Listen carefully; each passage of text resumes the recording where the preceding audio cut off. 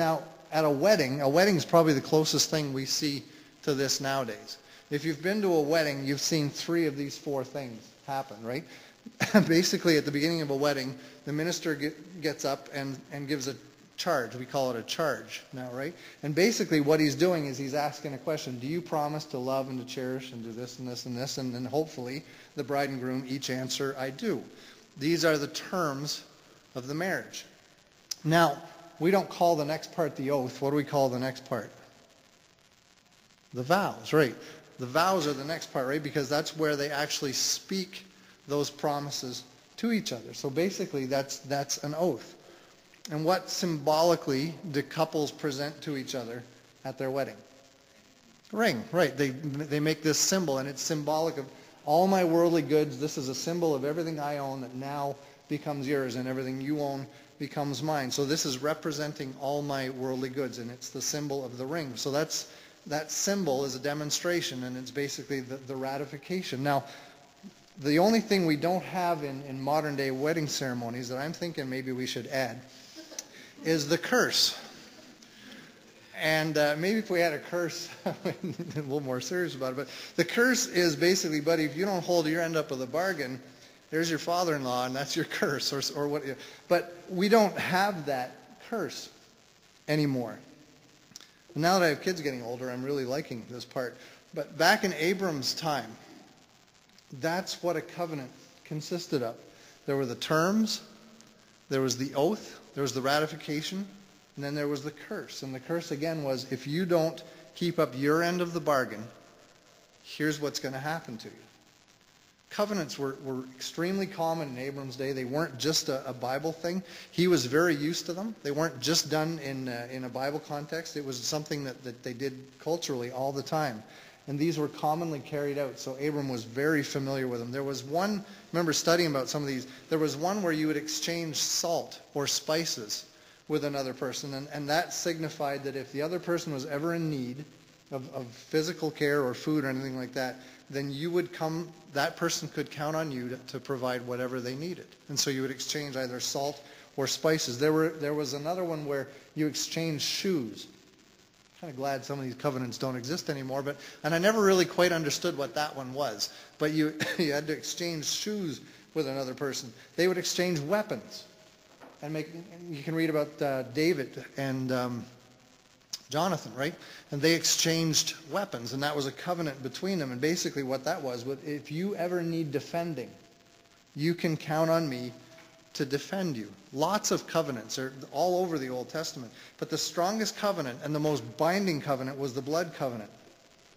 Okay? And in this one, it's not pleasant, but you actually killed an animal, and then that animal's blood signified this. It signified, may it be done to me just as was done to this animal if I fail to keep my commitment to you. That's what a blood covenant consisted of. The animal's death also basically signified that I'm dying to my right to not fulfill my promise to you. I'm giving up my right to not fulfill this promise to you, and you in return are dying to that same right. Because in a blood covenant, it was an irrevocable covenant. You died to your right to not fulfill your word to the other person. And what they would do in this blood covenant is they would take an animal or animals, and they would actually cut them in half. And this is probably why we don't do this at weddings anymore, because it would be kind of gruesome. But then the two making the covenant would join hands together, and they would walk in between the two halves of the animals, signifying that they were entering into the death of this animal and stating, may it be done to me as to this animal if I fail to keep my commitment to you. That was a blood covenant. So Abram is telling God, well, I know what you've promised to me. I know you've promised me land. I know you've promised this huge family, father of many nations, a great inheritance. How about one kid? How about one child just to get this thing started? And how can I be sure that you're going to come through for me? And God decides to enter into a covenant with Abraham. Verse 9. So the Lord said to him, "Bring me a heifer, a goat, and a ram, each 3 years old, along with a dove and a young pigeon." Abraham brought all these to him, cut them in two, and here's the thing, and arranged the halves opposite each other. The birds, however, he did not cut in half. Then birds of prey came down on the carcasses, but Abram drove them away. And as the sun was setting, Abram fell into a deep sleep, and a thick and dreadful darkness came over him. Then the Lord said to him, "Know for certain that for 400 years your descendants will be strangers in a country not their own, and that they will be enslaved and mistreated there." Now we read that and we kind of, I know where that's going. He didn't know where that was going. We know what that's a reference to now. "But I will punish the nation they serve as slaves, and afterward they will come out with great possessions. You, however, will go to your ancestors in peace." So basically, you'll die in peace and be buried at a good old age. "In the 4th generation, your descendants will come back here, for the sin of the Amorites has not yet reached its full measure." So that's what God is telling Abram. Now, with what you know about covenants, what do you think Abram was expecting to have happen next? He's just had this display put out, and then God has kind of told him what's going to happen. Abram knew that, what his part was supposed to be. He was going to have to walk between the animal parts, and God would likely tell him then what it was that he had to do to keep his end of the covenant, right? That's what happened in covenants. Verse 17. "When the sun had set and darkness had fallen, a smoking firepot with a blazing torch appeared and passed between the pieces. And on that day the Lord made a covenant with Abram." And you can go on and read the rest of that a little bit later, but do you notice, what did Abram have to do while this covenant was being made? He sat by a tree and watched what was going on. Now, in his culture, this just didn't happen. We don't kind of understand it the same way today because we don't really get into the mindset of these covenant things. But to Abram, this meant that God had entered into a covenant with him, but God had required nothing of him. So God had stepped in and established a covenant and had required nothing back from Abram in the process. God made a blood covenant promise, an irrevocable promise, with a man, and didn't demand anything of that man in return. This was unheard of. Why would God do something like that?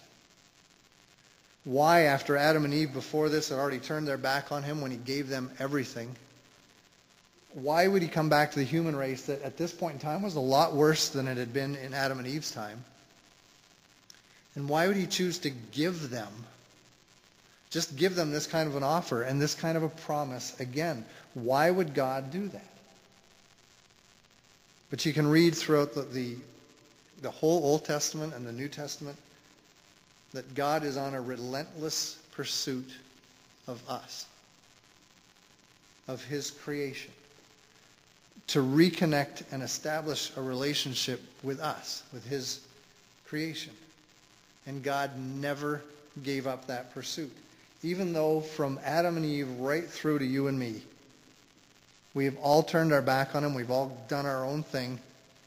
And God, going into this, knew that if he were to have Abram be part of the covenant, he'd never keep his end of the bargain, right? Because we never do, right? We try, but do we always keep our promises to God? A lot of times we try, but we're too inconsistent. And so God didn't even bring Abram into the mix because he knew Abram would be too inconsistent. But God obligates himself to Abram and to us because that's how important we are to him. Then you know what happened? About 15 years later, Abram had a son. And then that son had a couple sons. And one of those sons had at least 13 sons. And that whole family ended up in Egypt, just like God had told Abram about when he was in that deep darkness. And those guys developed a nation right under the noses of the Egyptians. That's the cry of our hearts, Lord.